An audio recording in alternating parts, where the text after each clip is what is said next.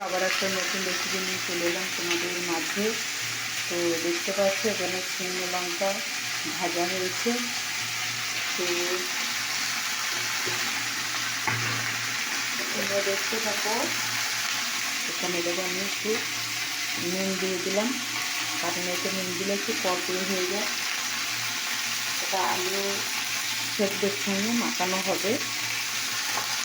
আর এদিকে দেখো তেল 5 ফোড়ন দিয়ে আমি কাটিয়ে দিয়েছি। টমেটো আছে, ডিম আছে, আলু আছে।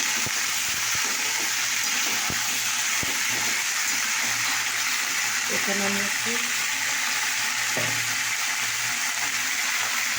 নুন দেবো, নুন দিলাম পরিমাণ মতো। এটাকে ফেলে দিয়েছি, এবার নাড়াচাড়া করবো। তো এটাকে বলছিলাম নাড়িয়ে দিয়ে ভালো হলে এবার আমি জল ঢেলে দেবো।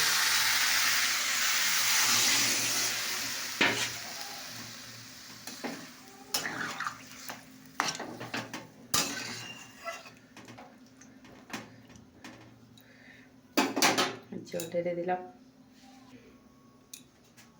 চালু হতে চাই না। যাই হোক, এবার আমি দেখো কি কি মশলা দিই। সম্পূর্ণ নুন হলুদ দিয়ে একটু কষে নিয়ে আমি দিয়ে দিলাম। তো দেখো লঙ্কার গুঁড়ো দিলাম, এটা কিন্তু লাল লাল না। আর এদিকে জিরে গুঁড়ো দিলাম সামান্য, এক ফোঁটা দিয়ে দিলাম, ব্যাস। এটা দিয়ে দেখো আমি এবারে এটাকে ঢাকা দিয়ে দেব। তো দেখো এখানে পেঁয়াজ লঙ্কা কুচুনো আছে, আর একটু নুন একটু হলুদ দিয়েছি। এটাকে একটা ডিম, আর এখানে তো চাপিয়ে দিয়েছি, তেল দিয়ে দিয়েছি। তো দেখো আমার ডিম ফাটা হয়ে গেছে, দেখে তেলটা সরিয়ে দিয়েছি। এবার আমি ডিমের অমলেটটা দিয়ে দিলাম। তো দেখো এবার ডিমের অমলেটটা করে উল্টিয়ে দেবো। দেখতে পাচ্ছ কি সুন্দর একটা ডিমের অমলেট হয়ে গেল।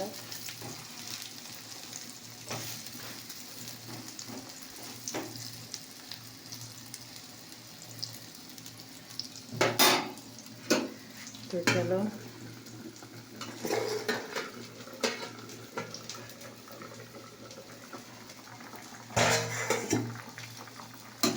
দেখতে পাচ্ছি তরকারি কালারটা কি সুন্দর হয়েছে গেল।